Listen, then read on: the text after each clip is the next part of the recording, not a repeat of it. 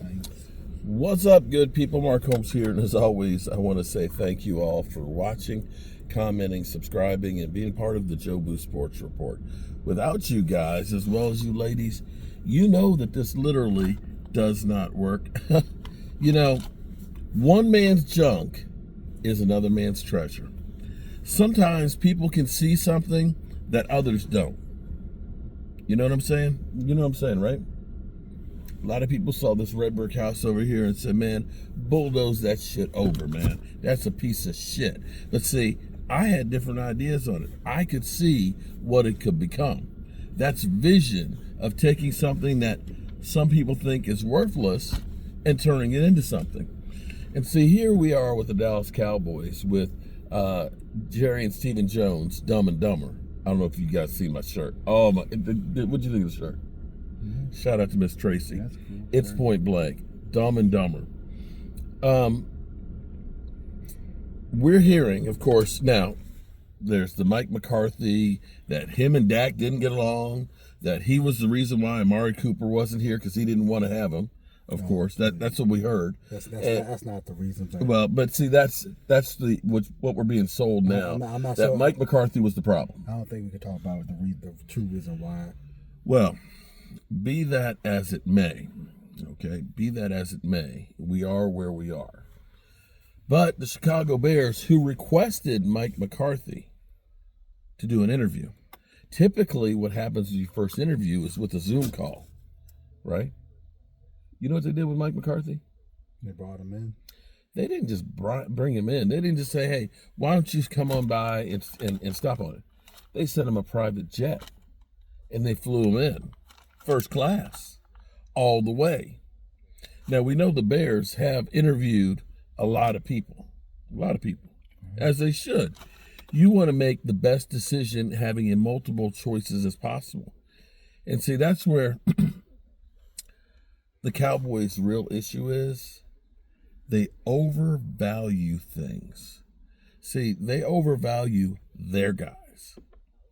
They believe, well, we drafted Michael Gallup, so, Michael Gallup, he's one of our guys. And, we're going to pay him a lot of money. We understand that he's got a tore ACL and stuff, but he's one of our guys. So that means he's just going to heal better than everybody else.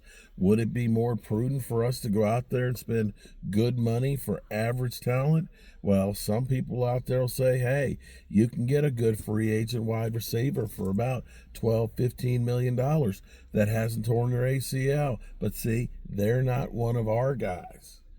And see, that's where Jerry Jones thinks, like some of the people out there saying, the Cowboys, that's a coveted job. Everybody wants to be the coach of the Cowboys. I'm going to take Troy Aikman's word on that one because he looks at it and says, it's screwed up because of what Jerry Jones does. And I can't see anything that says to me that you're going to have the opportunity to win. You got that guy who's literally saying, we're going to do more with less.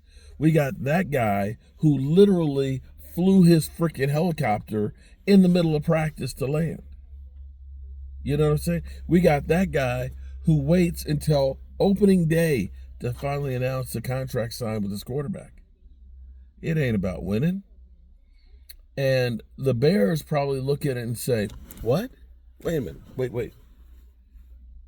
Your quarterback was runner-up MVP and should have been MVP over Lamar Jackson? We never had a quarterback that's thrown for 4,000 yards. Bro, could you imagine if we had a runner-up MVP quarterback? And they're looking and saying, we've done all kinds of moves trying to make the team better. We made that trade for Khalil Mack and stuff. We've drafted quarterbacks after quarterbacks that have been ass. You mean Mike McCarthy went to the playoffs 3 years in a row with 12-5 records? Hey, 12-5 records. Hell, the 7-10 record for the Cowboys. Wait. You mean you fired the coach with 7-10 record and that was considered a bad year? Hell, that's a good year for us.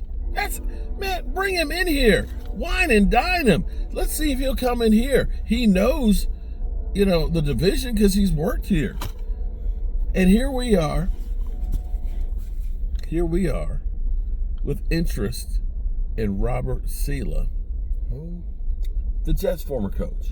Oh, that bum. That's the first call. Oh, no, excuse me, second call. They called Deion. And let me be clear here. My thoughts on what they were doing with Deion.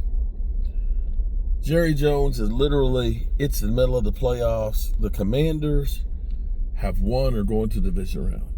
The Eagles have won. They're going to the divisional round. Oh, God. They're not talking about me. What can I do to get them to talk about me and the Dallas Cowboys? We got the Minnesota Vikings getting ready to play.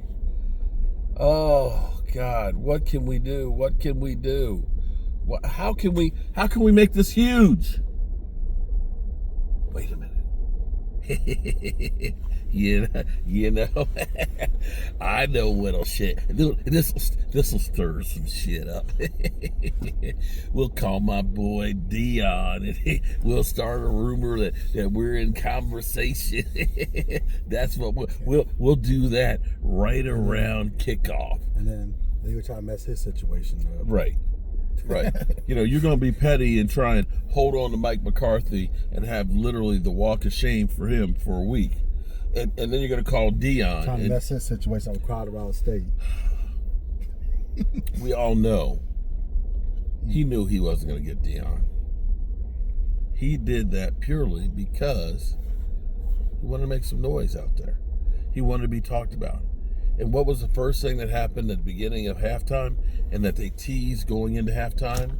Coming up, the latest on the Dallas Cowboys. But we're talking about teams that season's still going. And we're talking about the freaking Cowboys. They make it hard out here to be a Cowboy fan. I wish I had known back then what I know today, because you were around when the Cowboys won 3 of those Super Bowls, but you didn't really know what football was. If I had known, I would have made sure that his ass was right there, soaking it in and saying, son, this is going to be it, man. This is your only chance to have Dallas Cowboys glory. Your only chance. And we got to make the most of it. But no, I thought back then when they finally turned things around that, this was going to be the standard. Every couple of years, we're going to go to the Super Bowl. We got Jimmy Johnson and we got Troy Aikman and Emmitt Smith, we're outdoing everybody, but nope. Unfortunately, it's sad. We keep giving away the treasure and keeping the junk. Yeah, it's sad.